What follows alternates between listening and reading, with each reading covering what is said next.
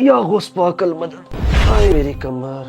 अस्तगफिरुल्लाह। या अल्लाह पाक इन मुशरिकों को हिदायत दे। ये मुशरिक किसको कह रहे हो आप? जब गैरुल्लाह से मदद मांगोगे तो मुशरिक ही कहूंगा ना, हाजी साहब तो नहीं कहूंगा। यार भाई 1 मिनट खामोश हो जाओ यार, आप लोगों ने क्या बातें शुरू कर दी हैं यार अचानक से। नहीं नहीं नादिर भाई रोके जरा, मेरे से गलत बात बर्दाश्त नहीं होती। अगर मेरे सामने कोई शिरके अल्फाज बोलेगा तो मैं चुप नहीं रहूंगा। यार तुमने शिरक की फैक्ट्री खोली हुई है, शिरक का मतलब भी पता है कि क्या है? पता है पता है, अल्लाह के सिवा किसी गैरुल्लाह से मदद मांगना शिरक है। क्यों नादिर भाई? देखिए माज भाई, शिरक है या नहीं है इसके ऊपर तो हम बाद में बात करेंगे, लेकिन देखिए माज भाई सबसे पहले तो ये बात करने का कोई तरीका नहीं। और दानिश भाई आप भी जरा रिलैक्स हो जाए और तसल्ली से दोनों भाई मेरी बात सुने। शिरक कहते किसको है, सबसे पहले तो आप इसमें फर्क समझें कि शिरक कहते किसको। ये ज़हन में रखिएगा कि अल्लाह तबारक व तआला की ज़ात और सिफात में अल्लाह जैसा ही किसी दूसरे को खुदा मानना, किसी दूसरे को इलाह मानना, इबादत के लायक समझना, रब मानना, अल्लाह मानना, मेरे भाई ये शिरक है। हाँ तो मैं भी तो यही कह रहा हूँ। मदद करने वाला कौन होता है? अल्लाह ताला।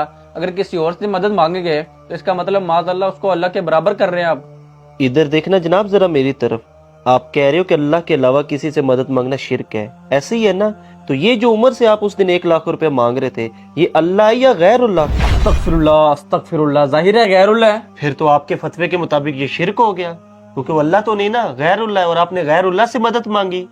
लेकिन वो तो हाँ ये तो जाहिर सबाब है, आप लोग तो मुर्दों से मांगते हो। अल्लाह के बंदो इस तरह की कोई बात नहीं, आप तसल्ली से मेरी बात सुने। 2 और 2 4 वाली बात है, एक कायदा कुलिया अपने जहन में रख लें, इंशाल्लाह आपको सारी बात समझ आ जाएगी। इसमें लड़ने वाली कोई बात ही नहीं है।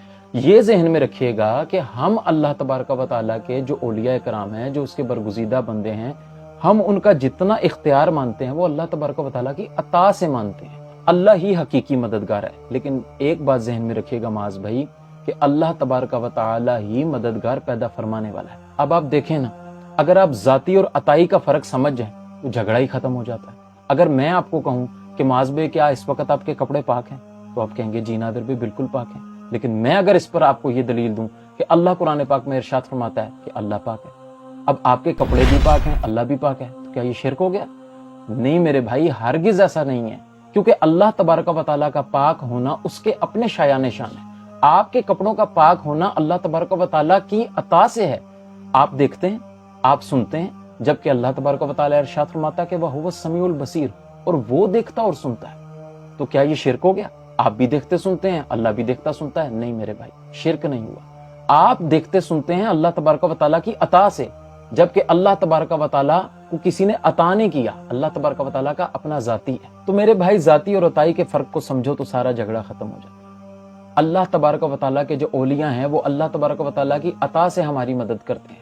तो रही बात दुनिया से चले जाने की, जिस तरह मुआज भाई ने कहा कि मुर्दे हैं, दुनिया से चले गए हैं तो सुनते कैसे हैं? तो मेरे भाई क्या आपने वो बुखारी शरीफ की हदीस नहीं पढ़ी कि रसूलुल्लाह अलैहिस्सलाम ने जब जंगे बदर खत्म हुई और कुफ्फार की सारी जो लाशें थे वो उठा के कुएं में फेंक दिए गए, उसके दहाने पे खड़े होकर हुजूर अलैहिस्सलाम ने जब मुर्दों से खिताब किया, और वो मुर्दे मुसलमान नहीं थे, वो काफिर थे, वो हुजूर अलैहिस्सलाम का कलमा नहीं पढ़ते थे, वो अल्लाह तबारक व तआला पे ईमान नहीं लाए थे। जब उनका किताल हुआ, उनको डाल दिया गया कुएं के अंदर, एक गड्ढे के अंदर, तो उसके दहाने पे खड़े होकर रसूलुल्लाह अलैहिस्सलाम जब खिताब फरमा रहे थे तो हजरत फारूक आजम रदियल्लाहु ताला अन्हु ने हुजूर अलैहिस्सलाम से अर्ज की कि या रसूलल्लाह आप मुर्दों से बात कर रहे हैं, क्या मुर्दे सुनते हैं? तो रसूलुल्लाह अलैहिस्सलाम ने फारूक आजम रदियल्लाहु ताला अन्हु से इरशाद फरमाया कि हाँ फारूक, ये तुमसे कई गुना ज्यादा सुनते हैं।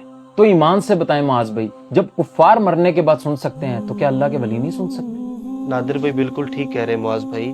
आपने वो हदीस पाक नहीं पढ़ी जिसपे रसूलुल्लाह सल्लल्लाहु ताला अलैहि वसल्लम ने फरमाया कि जब तुम बयाबान में खोजो और तुम्हारी मदद के लिए कोई ना हो तो तुम यूं पुकारो, या इबादल्लाहि अईनूनी, या इबादल्लाहि अईनूनी। तो फरमाया अल्लाह के कुछ ऐसे बंदे हैं जिन्हें तुम नहीं देखते लेकिन वो तुम्हारी मदद के लिए आ जाते हैं। तो मुझे ये बताए रसूलुल्लाह सल्लल्लाहु अलैहि वसल्लम क्या शिरक की तालीम देंगे? जी मुआज भाई, दानिश भी बिल्कुल दुरुस्त फरमा रहे हैं। रही बात अल्लाह तबारक व तआला से डायरेक्ट मदद मांगने की, तो आप मांगे ना, आपको किसने मना किया डायरेक्ट मदद मांगने से? हम भी अल्लाह तबारक व तआला से डायरेक्ट मदद मांगते हैं, लेकिन हम अल्लाह तबारक व तआला के औलिया से मदद मांगने को शिरक नहीं समझते।